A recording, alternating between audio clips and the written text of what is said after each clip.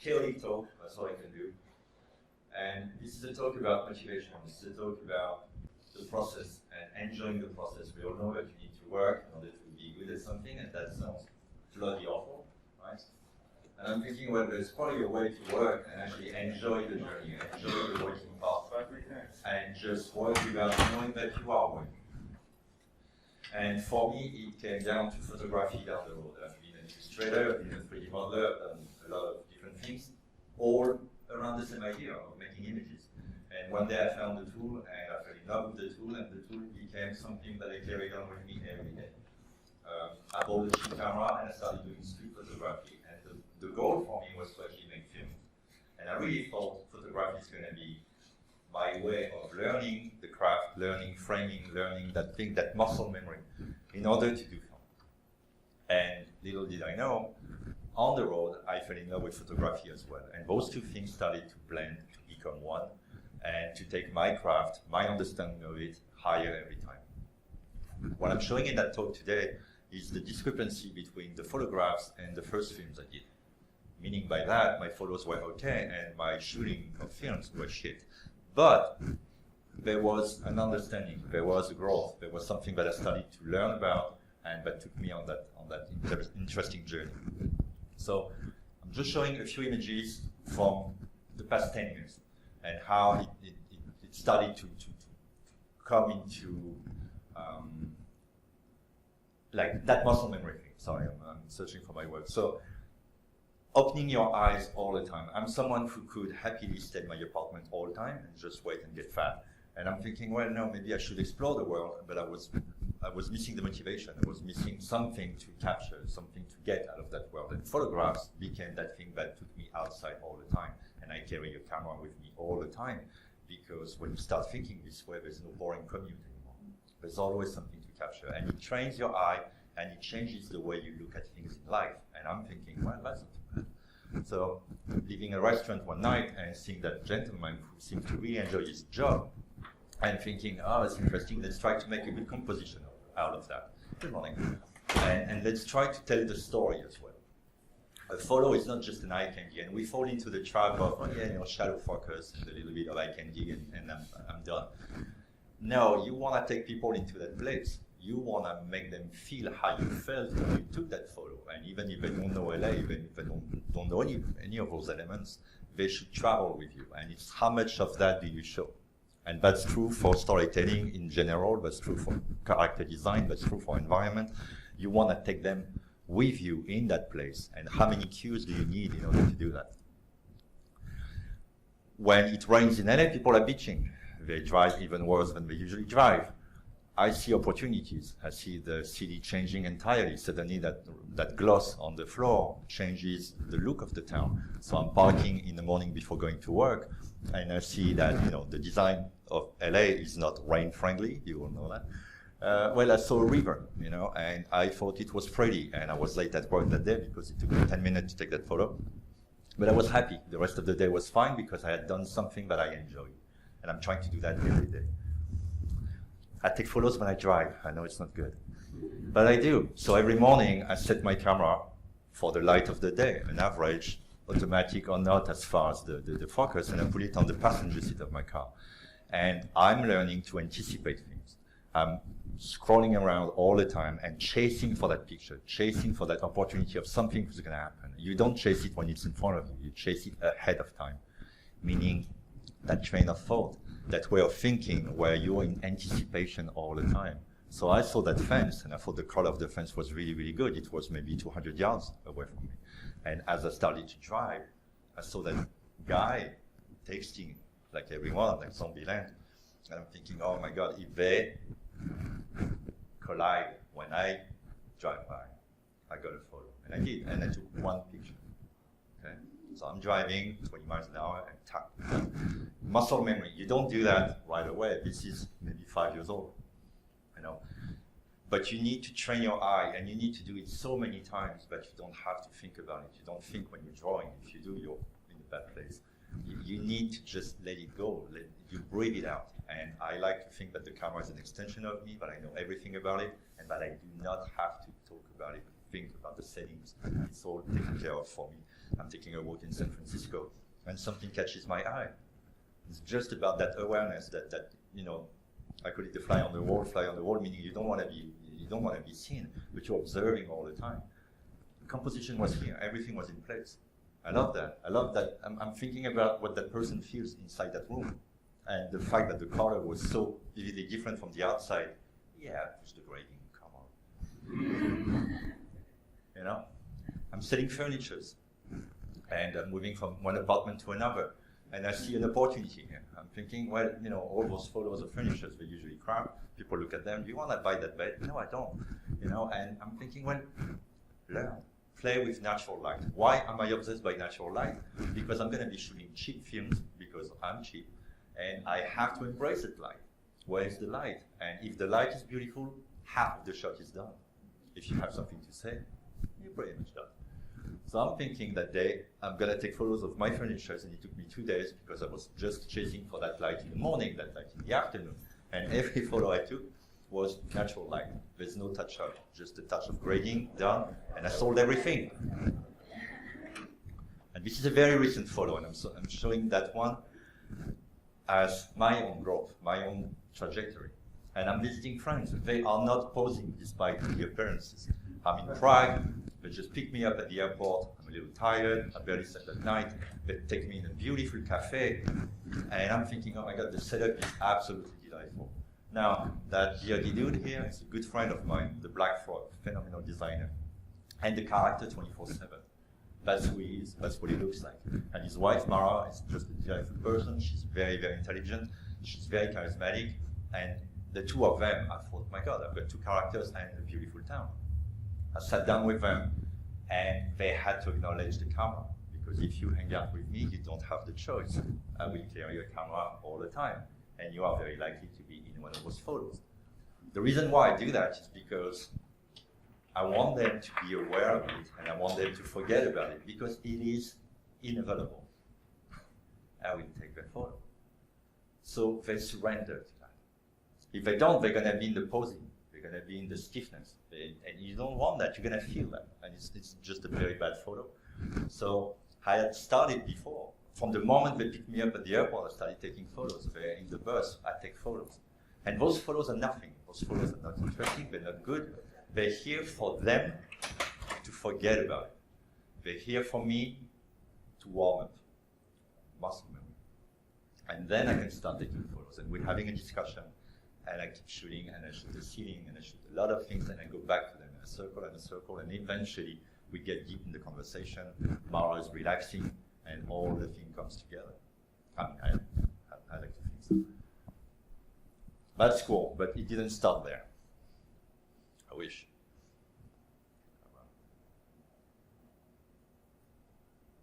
Do it again. Yeah. When I start taking photos, a bunch of years ago, I'm going back to something I knew. When I studied photography in art school, I really, really liked it. I was so poor, but I had to borrow a camera from a friend. When I finished art school, I gave the camera back, and I didn't have a camera for the following 15 years. I would have crappy point and shoot and try to do something with them, but photograph was secondary. Photograph was references. It wasn't the thing. Now I need to change, so I buy that Rebel T3i, and I think, okay, if I really use that camera, then I will get the 5D. Then I will get the real toy. So for 1 year, I'm taking the camera every day. At that point, I'm working and living in Santa Monica. So I've got 20 minutes of commute morning and night where I can walk, which is the best thing ever when you want to take photos, better than driving. And I'm taking photos of everything. That's not a genius photo. You know, I wouldn't put it on a t-shirt, although maybe that's the only one you should put on a t-shirt. I'm just learning. I'm learning the tool, I'm learning about light, I'm learning about textures, I'm learning about composition, I'm learning about training my eye to always be stimulated by the stuff around. I'm learning to get close to people. Those guys, a bunch of tough cookies in Santa Monica, juggling with a balloon and scaring old ladies.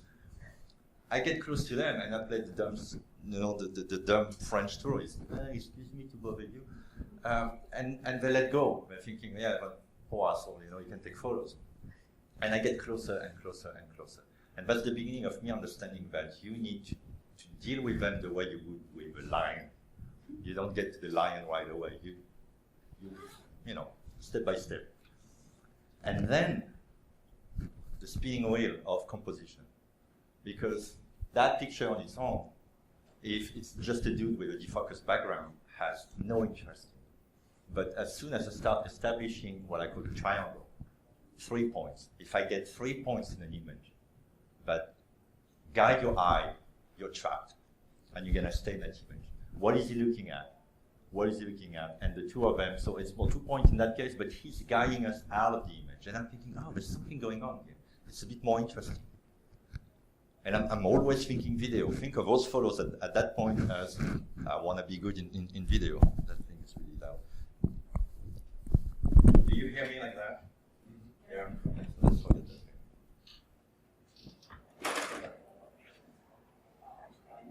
I'm looking for the story. I'm looking for the moment. I'm looking for, like me, I don't know those guys, but I care about the picture.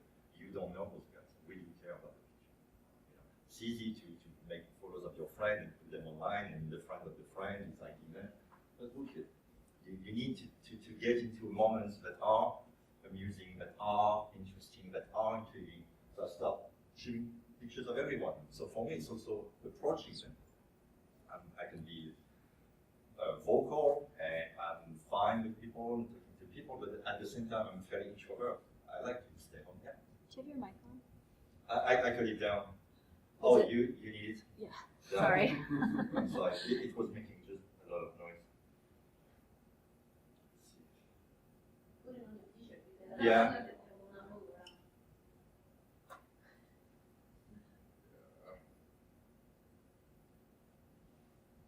Pom pom. Yeah. All right. Thank you. So I take pictures of everybody. I like her. She's pretty.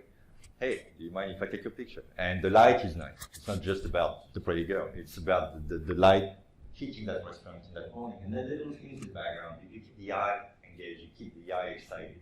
There's rhythm. There's a lot of little information. You know, a dog in downtown. And I like the gnarliness of that. I felt the heat of it. And I was trying to convey that heat and the chaos, the fact that those people care more about the cars they drive than the houses they live in. And the depth and all those things. So I got really close to that dog. And again, it's the training. It's really how close do you need to be. People are lazy. And that's one thing I'm going to insist on. They take their own POV, and I will get deeper into that. And they just take that picture. There is an angle. You need to adapt to your subject. What I'm doing here, I'm going to the POV of a dog. And I do the same thing with kids because they're no different. And then I'm getting more cinematic. I'm getting less precious about things. So I like Moses and how Moses blocks the way of that poor waitress behind him. It's not a great photo. I don't have the right lens. At that point, I'm shooting with a 50mm all the time because I want to learn with the prime, because the 50mm will force me to move. The camera won't move for me. Meaning now, well, if I have to walk this way, maybe I can walk that way, maybe I can do that, maybe I can find my angle. A lens, a zoom lens will get you lazy. When you train, go back to the zoom lens. If you're doing a documentary, a zoom lens is a life savior, because otherwise you're really, really in trouble. It's very, very hard. That's not a great picture, but I'm thinking of it as a movement. If I could track that, if that was a video, I'm getting somewhere. What is that? So then, I'm getting closer and closer and closer to my subjects. I'm on Venice. What's happening here? A friend of mine is taking the photo at the same time, and that guy is posing for that friend. And I'm taking the real photo, I'm hoping, you know, because he doesn't care about me, because I have storytelling, because I didn't see that. That's awesome. You know, so this is the cherry on top of the cake. You're like, oh, this is amazing. But what you get here now is, he's not posing for me, therefore I'm actually capturing him in a better way. How do I do that now? And it goes back to have them acknowledge the camera and forget about the camera. I very often shoot from the hip or from my round belly, and because they're gonna look at my eyes, or they're gonna look at the person next to me. And this way, they're not scared anymore about the camera. I was scared. Mm-hmm. This is New York, and I walk past. How do you walk past and take that photo? By preparing everything before. I do the focus on the floor because I'm thinking, well, the distance between this and that is probably the same than that and that. So up, lock, keep, stupid face, and I take the photos. The stupid face is the weapon, you know. And now it's a question of how close do I get or how far do I stay? And I like that one, New York. Again, that girl is taking a break from the shift at the restaurant. And I need more information this time. It's not about her, it's about her in that context. The photo in color doesn't work because colors are ugly, there's just too much going on. But as soon as I started to work on it in black and white, it became a game of contrast, textures, rhythm. And you're gonna hear rhythm a lot with me. And it started to make sense. And I thought, okay, I've got a little story here. That one was a good one. First time in New York, I was so overwhelmed, and I loved it. And I only had the 50 millimeter. So I started taking the photo, and I got a little closer, and I took the photo, and I got a little closer up to how far can I get to get those two gentlemen in that picture, in that moment. I had shot that thing with a 100 millimeter lens. That would be very different. That would be a pretty shot, but we wouldn't be with them. We would be away from them. And there's an interesting talk about a GP on that, on how the lens get the proximity. You feel the proximity in a visceral way because the diagonals and everything is going to get closer to the human eye, and therefore you know that geographically you're actually closer to them than you make pretend. And this is an old man walking in a garden with another old man, and I will get back to that. Those are the photos, more or less around the same time I'm doing this. This is my first music video. I get my ass kicked, and instead of talking about one day I will shoot a video, one day I will shoot a video, the day has arrived, I need to shoot that bloody video. So I give myself a challenge. I hire a guy online, a friend of mine, and I'm shooting a music video for a band that I like. I didn't reach out to them. They don't know I'm doing it. And I'm shooting, and I'm going punk on that. And it's black and white, shot with the 5D in 4 hours at night, and edited in the following week, and done.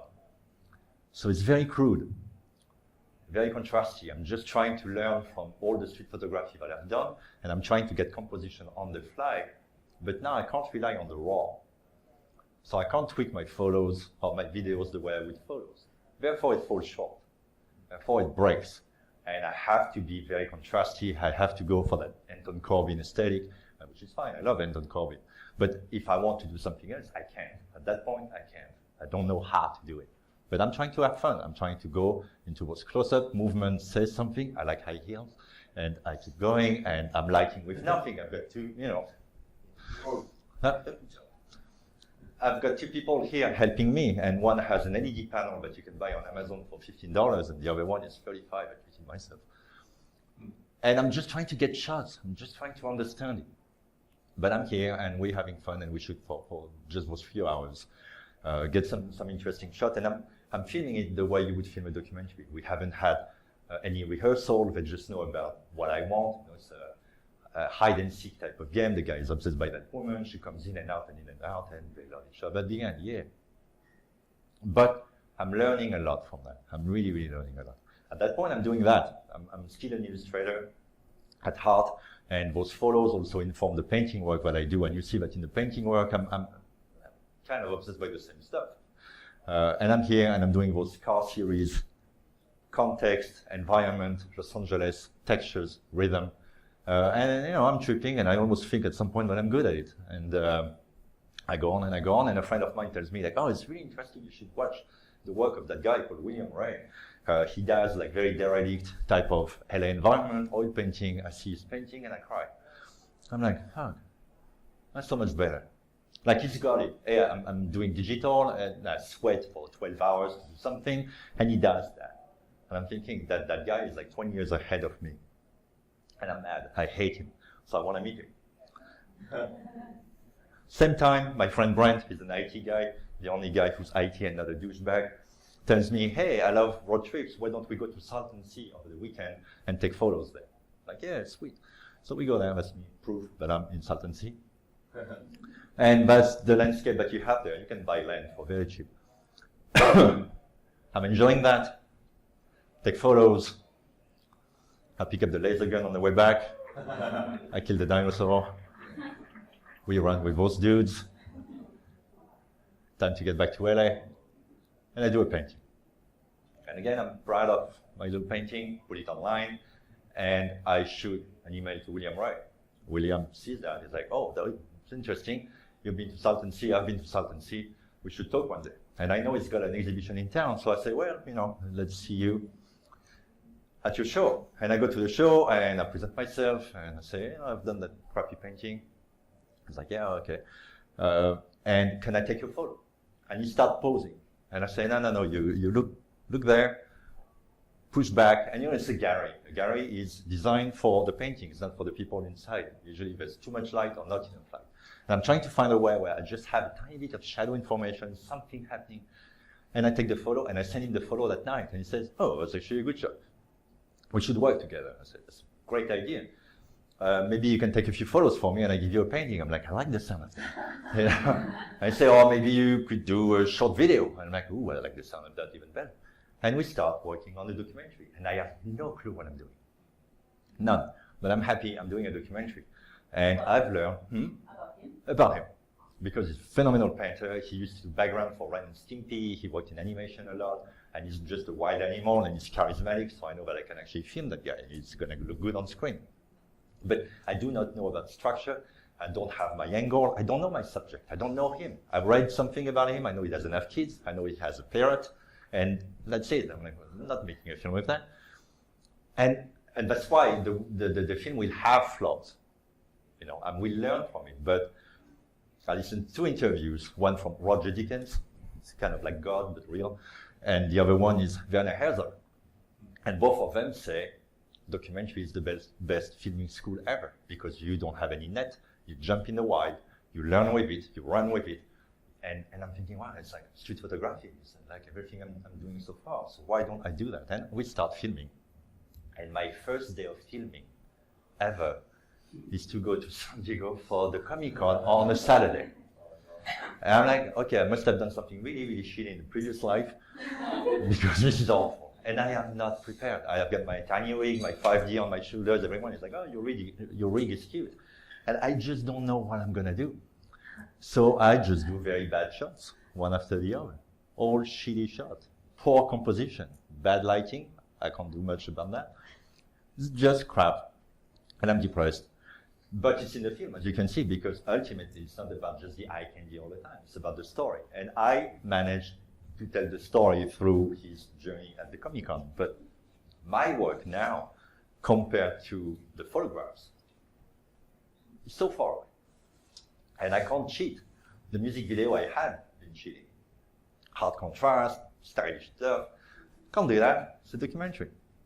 So I'm miserable. And I keep filming at his place, and I don't know how to film, and his place is very cramped. And for a few weeks like that, I'm just in hell.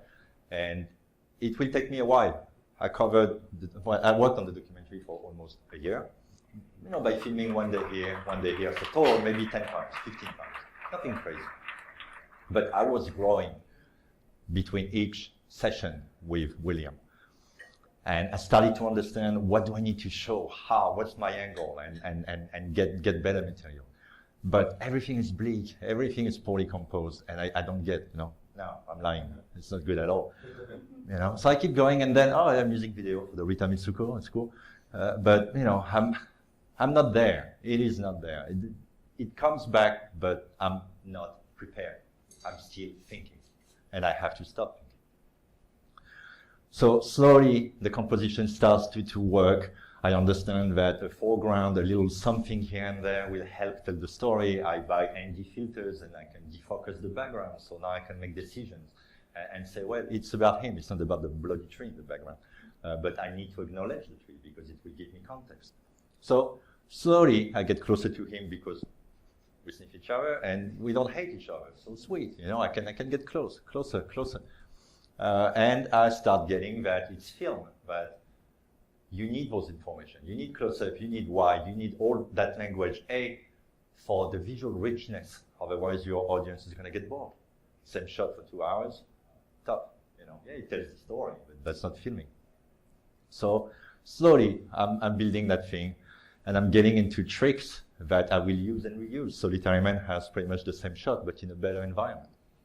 So now I've got my tiny crap LED panel in the back, catching his beard, and the shot is just a little bit more interesting. Still no good, but from where I started with the Comic-Con, hallelujah. And I'm slowly getting there, and then we go back to Hollywood Boulevard, we film those guys. I'm not supposed to film, so the shots are even worse than usual. I'm like, no, I'm not filming, I'm just very stupid, and I'm taking those things, and I'm like, okay, composition starts to be here, it's not too bad. But that's the photo I took at the same time. So you're like, what the hell, But I want that in film, but I can't. I can't because A, my camera doesn't allow to give me that kind of flexibility in grading, but that's an excuse. If I was good with that camera, I could film it that way, but I'm not, so I keep working. And then you realize that subject matters. So we are in the subway, and that guy comes in, and William is doing that series about superheroes. And you know why that's such an excellent design? Because the way it catches the light everywhere all the time. Darth Vader works well on screen, surprise. So I'm thinking, wow, natural light, practical light, interesting design. This really helps. So I need to put more thinking even when I'm filming a documentary. I need to make those situations, or I need to help them happen. Otherwise, it's just going to be bleak constantly. We are halfway through the filming of Gamma Ray, and there's a workshop here in LA with the guys from Massive Black, this is Coral Kaufman, the Kit and Pet. And I start taking photos of them. Again, just for me, I'm not drawing anymore. I'm less and less interested in the drawing and painting part. I just want to document, I just want to take pictures all the time. And I want to make those people happy. Most of them, when you ask, I'm not photogenic, or I don't want to be on the picture, or they use the crappy pictures. And I'm trying to make them happy. I'm thinking if I can catch them in those moments with something interesting, and it's hard because they usually very, very, try to take a photo in the booth section of that convention. This is the worst lighting that you can think of. It's great for people because they kind of need to know where they're walking, but not for photos. But you need to find those, you need to hunt for those. So none of those photos are great, but I'm going through, I'm checking those guys, and a lot of painters that I really like. See that guy painting, and I'm like, he can paint, that's really, really cool. I don't know the guy. So I keep, no, really good. And Carl, it's like, oh, light, I don't like my face. I'm like, I like the bone structure too. So I take a photo, and he's got a good bone structure, and you can draw really well too. So I take those photos, we see Sean, and I see that guy again. I'm like, okay, I know that painting. This is Johnny, man. That's not a good photo. His ears are purple. But I try to turn around, I've got people at my feet, it's really awkward, and I'm taking that photo, and I tell him, I think I took an interesting photo of him. And I give him the photo, he's like, oh, actually, can I use it? I like it. And that night, we meet at the hotel, and I take another photo, and this time, I've got a better setup. And again, it tells you that the same dude, with the same camera, you can actually have a better shot. We'll get back to that later. Back to William. I'm getting a little better at filming, and my compositions are getting a little better, and it's slowly, becoming something interesting. Again, the environment matters, and when we're filming that woman in downtown in those lofts, there's colors everywhere, there's textures, she's dressed up in a weird outfit, and that does the job. There's still a huge difference between my photos and the filming, but it's getting closer. I'm gonna try to speed up, but you see every time the difference. I'm just lacking the vividness. That's a picture, I don't have that shot. I have an interesting picture, there's rhythm, there's good qualities of composition, but I don't have any shot that has the 10th of that strength, and I'm really pissed off.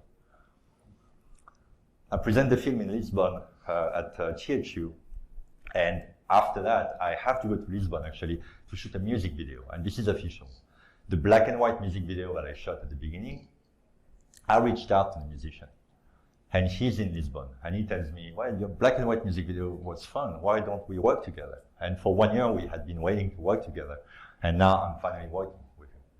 And I'm thinking, that's gonna be interesting, because A, he's very, very charismatic, and B, the environment's gonna be rich, and C, I'm making a music video, but I'm approaching it as a documentary. I don't know what I'm doing, I'm going blind, but I have a bit more time. A bit more time because it's gonna be peaceful, the guy is playing music, and we are in an exceptional environment. He's renting the top, in the top floor, a room in an abandoned school. So the harbor of Lisbon in front of us, the city in the back, all those crazy rooms, kind of trash type of environment, but it films really, really well. And now I'm thinking revenge. My subject is the look of things. So I can be a bit more picky about my compositions, really put my focus on that. I'm not dealing with someone who's going to be walking around just doing random stuff that I need to document. I'm following someone peacefully. He's welcomed me, and I can have fun with that. So I'm thinking composition instead, all the time. And I'm breathing with that camera. I've shot that entire film with it, so now technically speaking, I know how to set it up quickly, and I'm not thinking about it anymore. Again, it's about the non-thinking part. And I take all those shots, and I try to approach them with an aesthetic in mind, with strong composition, with something a bit more bold. Again, the colors are a bit washed out, but it's slowly coming together. And I know about documentaries, so I know about the coverage. I know that, yeah, you want to be in that shot for a while, but then you need something with context, and then you need another angle. Then you need to get into elements of his life, what he's doing. He's a musician, so show that, and get into the close-up, get into the heart of his life, his environment. And then follows. But those are actually shots from the video, actual shots from the video. So it's night and day with, I think, with what I had done with Gamma Ray, and I'm using the same equipment. So it means that I'm now more combining what I know from street photograph and filming. I'm just indulging myself with composition that, I kind of like. And then we film at night, and I try that shot. I try the same shot from the outside. I've got the glare of the window. And, what is more sexy on screen than a saxophone? And that's then what you're hunting for. You're thinking, well, all those things in life, some of them are going to be hard to film, and others are going to be forgiving. So you kind of condition yourself into that mindset, that thinking process.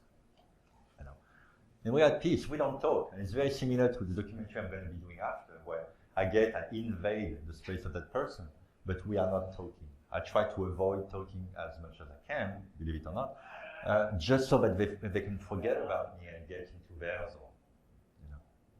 So we film, and we're having fun. And that video is a relief for me, because I'm thinking, okay, I got something pretty now and done on the fly. And I show that video, I show Gamma Ray at THU the following year, and I show that video at the end. And I will get back to that. And that will open the next door. That will be the seductive part of my next endeavor. Now, a little aparté, a little pause. Despite the copyright at the bottom, I did not take that photo. A little girl took that photo from me. She took my camera, and she ran around, and she was taking photos. And that's her mom. Now you look at that, and you're thinking, oh, that's the POV of that 5-year-old, Olivia. When people take photos of kids, I told you, we all lazy. They take photos like that, and you've got that midget on the ground. No context, nothing. It's almost like dismissive of the kid, And I'm thinking, well, no, you want to see the world through their eyes. That's what she sees, right? So I start to lower down. She barely knows me, and she became a regular model of mine, where every time I would go there, she would be playing with the camera. She was actually waiting for me to take the camera out of the bag and doing funky shit around, because she enjoyed the fact that I was sitting on the ground with her. So we play. That's not the photo. But that's the photo before the photo, and that's my hair. So I need to learn that. We're looking for light. She's having fun, and she's mimicking me taking photos. So I laugh, and I start putting the camera, and I establish the eye contact with her, and I take the photo.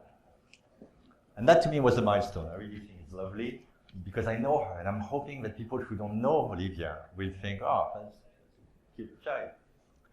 But now I've got the car of daddy in the background. I've got LA. I've got a few things. I would do some of them differently, but you always that.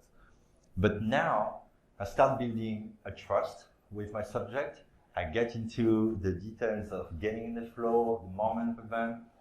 I set things up. I set my camera as I'm doing it, so I'm not hoping that the camera is set the right way. And you don't want to stop ever when you have someone with you. Wait a second, I need to change it. Worst thing, you don't want to do that.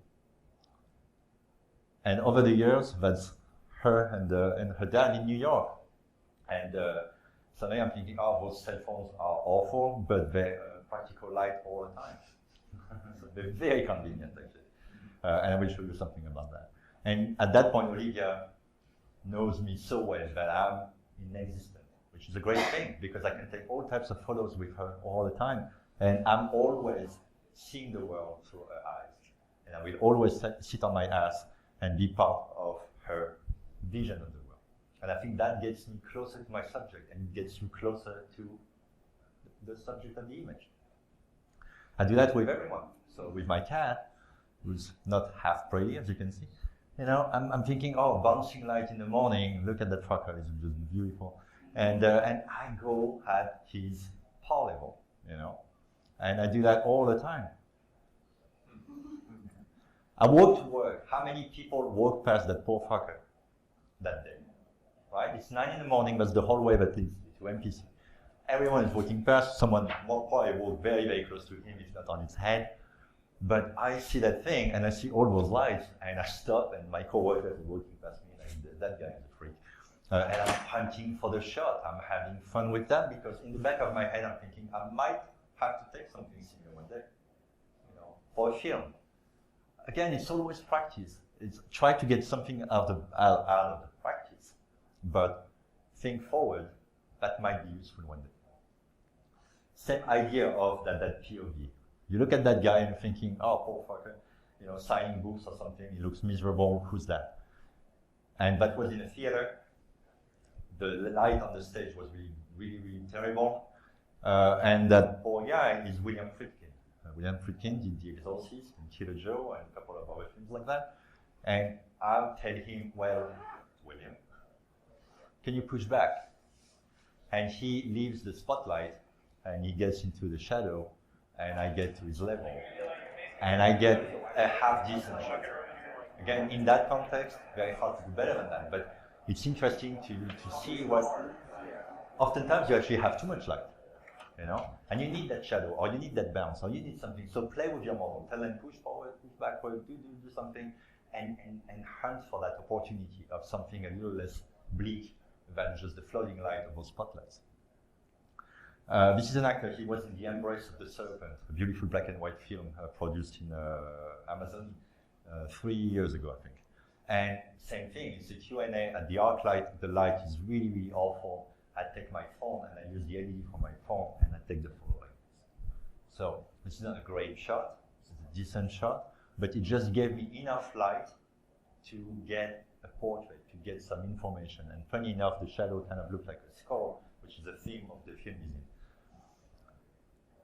I go and change the oil of my car. I know how to have fun, right?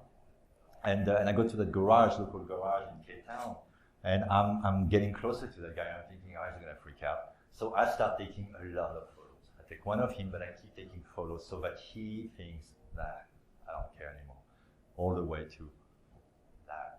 And I'm not using a zoom lens, so I am as close as it feels. I am really at its feet. And I'm taking different photos, and I get that. Why do I like this photo and I don't like that one? But because here I'm part of his world. I'm inside with him. I see what he's looking at. The light is more interesting, and the context is in here. So I've got my 3, 4, 5, 10 points here. I start telling a story. I think it's a little more in the vein of what I want Activity to achieve. Take you with me in a place where you don't know the guy, I don't know the guy, but for a second we care. Time? It's 11. It's what? 11. Okay, damn. I can do another 2 hours of that. So I'm always hunting for the light everywhere I go. This is Yana. And I've seen that before. You know, we've been walking around, and I know that light scenario happens, and I will keep doing it over and over, and eventually I take the snap. You know? This is Alberto Mielgo at THU, and we walk around, and the light now is setting, and it's hitting horizontally in the hallway, and boom, I've got the light and a good-looking fella. You know? And it's always about that context, always about how much information do I want or how little information do I want. So here I'm playing something very extreme. I've got that line that's almost guiding my eye. I've got high frequency detail that does not matter eventually. And I've got very, very simple shapes on Yoko and it just breathes really well.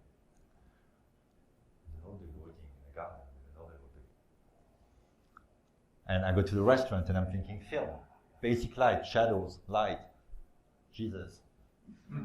A dude in the airport, Olivia, floor. If I was just to take his photo, that would be boring, but now I'm waiting with him. Now I'm in the airport. And who are those? Well, I take photos everywhere. Yeah. So I'm having gum surgery, and that's the 4th of the year, that's 3 years. Maybe for 2 hours you cut your gums with scalpels. And that's 2 hours later, I'm getting tired. I've got a little neural thing going on here. But I'm taking photos. The dentist is cracking up. That's a few weeks later when the alien gets out of my mouth. And those become another habit that I'm doing where I can curate my own photos and I start doing self-portraits. Yes, I'm a narcissist, but the real logic behind it is I can stage things with someone who's going to be patient, me. I'm trying to get it very, very quick. So that was done at the end of a day of shooting with William. When we went to Salton Sea, I said, hey, do you have a second? I need to do something. I ran to my trunk, I changed, and I played golf with dead fish. That's me running on Melrose Boulevard in underwear. Or having breakfast with my ex. I've got a cold, and I'm still taking photos.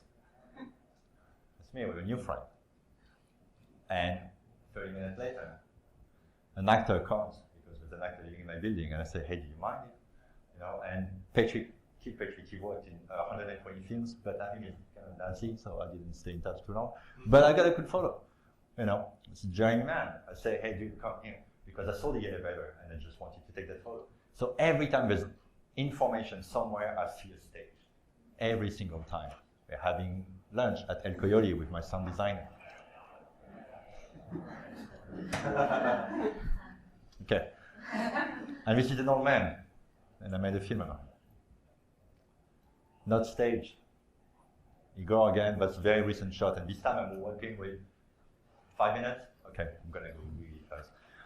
So it goes on, Michael Kutcher in Venice. Alberto again in Los Feliz. I like that photo because it tells everything. Everything, all the way to his freaking Amy. But find the stage, and find the angle all the time. So spinning wheel, spinning wheel, spinning wheel, and it goes on. And Raffo. What I like about this is that he's in the movie, he's in his own action, doing something, paying our expensive booze bill.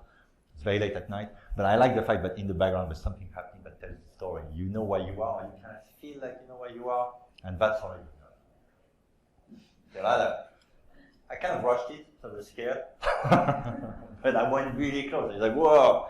And that was fun. It's not a good photo, but it's really amusing, and I like what he does. So I take photos of artists, I take photos of friends all the time, and I'm just looking for situations that work. And then people that I don't know, I'm in the subway in New York, it's Christmas, and they had one of those 1930s trial for the 2 days of Christmas, and everyone was dressed up. And I had characters everywhere, and I'm just in heaven, because it's almost like having a movie set with expensive clothing and expensive characters. Or a bum, his name is Lavelle, on Crenshaw Boulevard, and I made a music video about him. My friend Falma, when we're posing for William Ray, and we go and we got that decadent environment, chaos, outfit, kind of weird. Stealing the shot, setting the camera, walking, taking a snap, because the guy is just facing the front door of Figaro in Los Feliz. That's not a good shot, but I'm following my friend Alex. That's the shot. So allow yourself to get into the context. You're not going to get the shot, but here I've got the feeling that there's something going on. The building is interesting, the sky is good, but Alex is very photogenic. But I need something. And the something is that composition, that 2/3, 1/3, that diagonal, that negative space, that shape, that silhouetted face. You just find something. And for that, it's a little bit of fun. It's just tracking your subject and moving on with it. Falma, posing, again. Different things. One spotlight from Amazon, $15, I kid you not.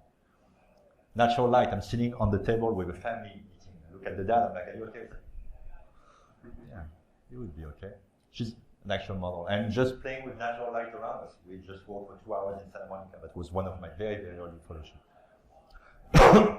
Playing with a model and the contrary. This time I want something way more graphical because I'm shooting references for illustration. And with Taylor, we worked for years and years, and she became a character of mine, and we would just work together all the time and have fun. Just have fun with very basic lighting at her place. We take a photo, it's cool, but then that happens, and it's a better photo.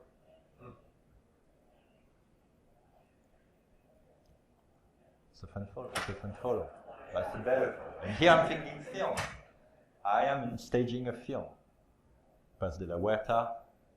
My friend Dana, we're having fun in a Korean grocery store. People are freaking out. There's colors everywhere. Those are not good photos, but we're having fun. But with Dana, we do other type of photos. What is the ratio? How often do you get, a good shot? 2 minutes.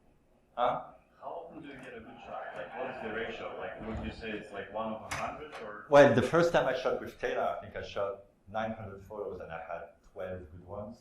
The last time I shot with Taylor, I shot 20 photos and I had 5 good ones. So it changes with the person that you work with, the understanding that you have of them, and slowly you just reduce the amount. Digital, you tend to overshoot. It's a mistake. You almost want to shoot as if you were limited. If you think that you have 12 or 24 photos of film available, you're going to be way pickier when you take the photos. So when I started filming Solitary Man, I was more prepared this time. I knew better about composition, I knew about anticipation, and I was lucky because this house is a set. So there's a lot of good stuff going on around that. And I know better about my shot values, I know better about composition, I know about close-ups, telling stories with the close-ups, really get into the core of the thing, developing close-ups, light, model, composition, always try to frame within the frame, hierarchy of elements, coverage, all the stuff I was missing in Gamma Ray, coverage, the cat, journey. Coverage, I mean covering little details of the environment, the nitty-gritty, no character, nothing, just like a drawer, a bedsheet, a lamp on the wall. Because when you cut, you don't want to have the character constantly. You need to get in and out of them, out of their life, in and out, in and out.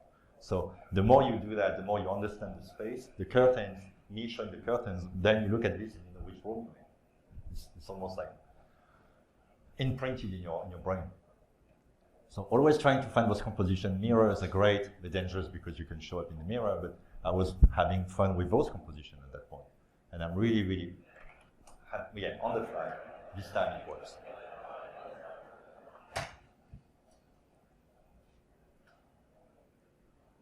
When you film them, do you ever talk about, are you involved in staging something? Or I didn't stage follow? anything. No, I talk to anyone, I said, I'm not here. And I don't ever stop them. 1 minute, thank you. So then when I'm done with that, I can move on to my next project. And this next project is, again with Alex, and it's a slightly conceptual film. It combines documentary and music video. It's a process, it's poetry. And this time I'm locking my camera and I'm really pushing the composition. I'm working with a semi-professional camera. I have more options for grading and I can get better shots. And now I'm in a place where I'm more comfortable with what I do. This is very documentary. It's not rehearsed. It happened in front of me. This is Rob RuPaul swimming.